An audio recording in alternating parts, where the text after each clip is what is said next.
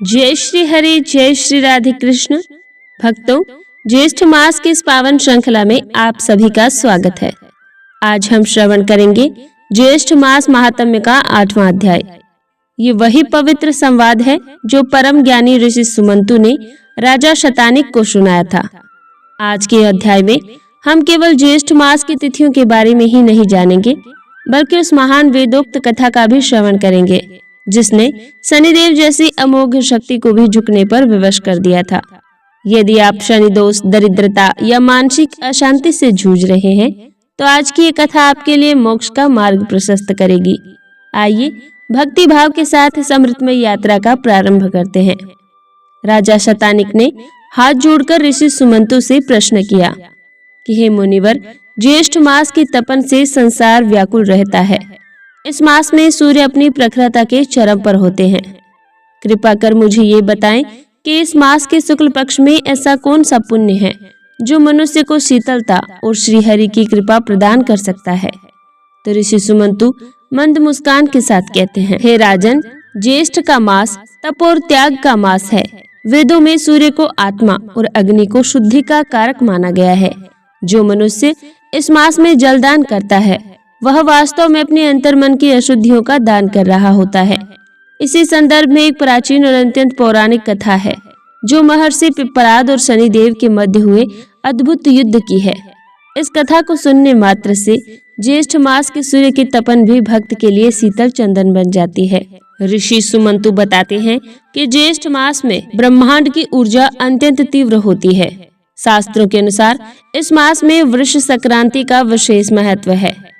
जो व्यक्ति ज्येष्ठ मास में तिल, स्वर्ण और जल से भरे घड़े का दान करता है उसके पितृ तृप्त होकर उसे आशीर्वाद देते हैं।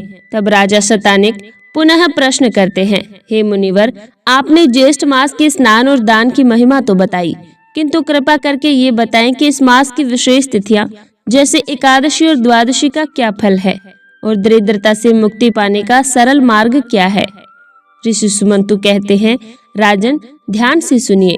ज्येष्ठ मास के शुक्ल पक्ष की जो कथाएं और नियम हैं वे मनुष्य को भव सागर से पार उतारने वाले हैं। जो मनुष्य इस मास में प्यासे को जल पिलाता है उसे अश्वमेघ यज्ञ के समान पुण्य प्राप्त होता है। तो चलिए प्रिय भक्तों, भक्ति भाव से श्री हरि का ध्यान करते हुए इस अमृतमय कथा का श्रवण करते हैं। प्राचीन काल में वृत्रासुर नाम का एक अत्यंत शक्तिशाली राक्षस हुआ। उसने कठोर तपस्या करके ये वरदान प्राप्त कर लिया था कि दुनिया के किसी भी साधारण अस्त्र शस्त्र, धातु, लकड़ी या पत्थर से उसका वध नहीं हो सकेगा।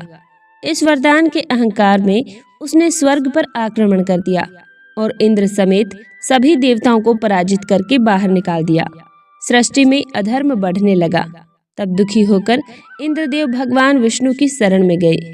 श्री हरि ने बताया कि वृत्रासुर का अंत केवल एक ही शर्त पर हो सकता है, यदि कोई ऐसा परोपकारी ऋषि जिसने कठोर तप से अपनी हड्डियों को वज्र के समान बना लिया हो, अपनी देह त्याग कर अपनी अस्थियां दान कर दे तो उन अस्थियों से बने वज्र से ही वृत्रासुर का अंत हो सकता है।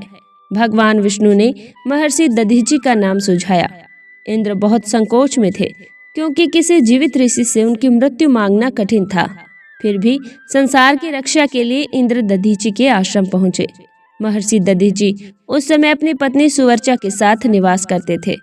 जब इंद्र ने संकोच के साथ अपनी प्रार्थना रखी तो परम ज्ञानी दधीचि मुस्कुराए। उन्होंने कहा, हे देवराज, ये शरीर तो नश्वर है, एक दिन इसे मिट्टी में मिल ही जाना है।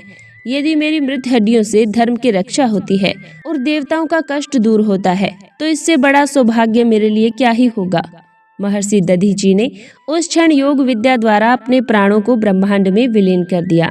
उनकी देह निष्प्राण हो गई। कामधेनु गाय ने उसके शरीर को चाटकर मांस अलग कर दिया और केवल दिव्य अस्थियां शेष रह गई। इन्हीं अस्थियों से विश्वकर्मा ने वज्र का निर्माण किया, जिसके बाद में इंद्र ने वृत्रासुर का वध किया। जब ये सब घटित हुआ, माता सुवर्चा आश्रम से बाहर थी। जब वे लौटी तो अपने स्वामी के शरीर को अस्थियों के ढांचे के रूप में देखा तो वे शोक में डूब गई। वे अपने पति के बिना जीवित नहीं रहना चाहती थी। उन्होंने पति के साथ ही सती होने का निश्चय किया, किंतु उस समय माता सुवर्चा गर्भवती थी। शास्त्रों के अनुसार एक गर्भवती स्त्री का सती होना वर्जित था। क्योंकि उसके भीतर एक और जीवन पल रहा था। सती होने की इच्छा और शास्त्र की मर्यादा के बीच माता सुवर्चा ने एक अद्भुत मार्ग चुना। उन्होंने अपने तपोबल से अपने गर्भ को निकाला और पास ही स्थित एक पीपल के वृक्ष की जड़ों के बीच उसे सुरक्षित रख दिया। उन्होंने पीपल के वृक्ष और वहां उपस्थित देवताओं से प्रार्थना की, हे देवगण, हे प्रकृति, मेरे स्वामी धर्म की रक्षा के लिए चले गए हैं, मैं उनके पीछे जा रही हूँ, आप ही इस बालक के रक्षक हैं। इसके बाद माता सुवर्चा सती हो गई और वह बालक पीपल के फल और पत्तों से गिरने वाले अमृतमयी ओस को पीकर जीवित रहा, इसलिए उसका नाम पिप्पलाद पड़ा। जब पिप्पलाद बड़े हुए तो उन्हें सत्य ज्ञात हुआ कि उनके पिता का बिछोह और उनका संघर्षपूर्ण बचपन शनिदेव की क्रूर दृष्टि के कारण हुआ था, तो उनका हृदय क्रोध से भर उठा। पिप्पलाद ने ज्येष्ठ मास की भीषण गर्मी में कठोर तपस्या प्रारंभ की। उन्होंने वेदों के ऋचाओं का आह्वान किया और ब्रह्मा जी से ब्रह्मादंड प्राप्त किया। जब शनिदेव आकाश मार्ग से गुजर रहे थे, तब पिप्पलाद ने अपने तपोबल से उन्हें ललकारा और उन पर ब्रह्मादंड से प्रहार किया। शनिदेव उस प्रचंड प्रहार से व्याकुल होकर तीनों लोकों में भागने लगे। उनके पैर ब्रह्मादंड की चोट से जर्जर हो गए। अंततः ब्रह्मा जी ने प्रकट होकर पिप्पलाद को शांत किया। पिप्पलाद ने शनिदेव को इस शर्त पर मुक्त किया कि जो भी भक्त ज्येष्ठ मास में पीपल के वृक्ष की सेवा करेगा, प्यासे को जल पिलाएगा और मेरे पिप्पलाद की इस कथा का श्रवण करेगा, उसे शनिदेव कभी पीड़ित नहीं करेंगे। और इसी कारण आज भी ज्येष्ठ मास में मन की शांति के लिए तिल और जल का दान विशेष है। हरियाणा में कुरुक्षेत्र के निकट पेहोआ मार्ग पर पिप्पलाद ऋषि का प्राचीन आश्रम और सरोवर स्थित है। माना जाता है कि इस स्थान पर उन्होंने घोर तपस्या की थी और शनिदेव को दंडित किया था। आज भी लोग यहाँ शनि दोष से मुक्ति के लिए दर्शन करने आते हैं। उत्तर भारत के कई क्षेत्रों में, विशेषकर काशी और हिमालय की तलहटी में पिप्पलेश्वर महादेव के मंदिर हैं। मान्यता है कि पिप्पलाद ऋषि ने जहाँ जहाँ शिवलिंग की स्थापना की, वे स्थान आज भी उनकी उपस्थिति का बोध कराते हैं। तो दर्शकों, पिप्पलाद ऋषि का जीवन हमें सिखाता है कि परिस्थिति चाहे कितनी भी विपरीत क्यों न हो, यदि मनुष्य के पास संकल्प शक्ति है तो वह ब्रह्मांड की सबसे बड़ी शक्तियों को भी अपने अनुकूल बना सकता है। आध्यात्मिक रूप से शनि अनुशासन और न्याय के देवता हैं। पिप्पलाद की ये कथा संदेश देती है कि यदि हम धर्म की राह पर हैं और पीपल की प्रकृति की सेवा करते हैं तो शनि का क्रूर प्रभाव हम पर हावी नहीं होता। पिप्पलाद का नाम ही पीपल से जुड़ा है। पीपल का वृक्ष 24 घंटे ऑक्सीजन देता है और इसे वृक्षराज कहते हैं।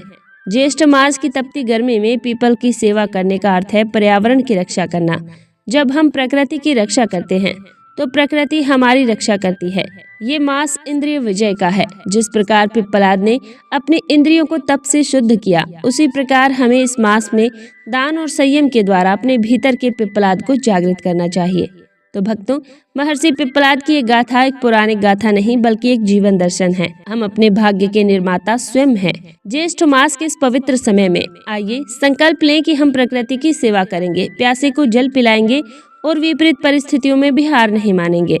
तो भक्तों, आज की जेठ मास महात्म्य की कथा को यहीं पर विराम देते हैं। भगवान श्री हरि की कृपा आप सभी पर बनी रहे और हमारे सभी अध्यायों को सुनने के लिए आप सभी का दिल से धन्यवाद। जय श्री हरि, जय श्री राधे कृष्ण।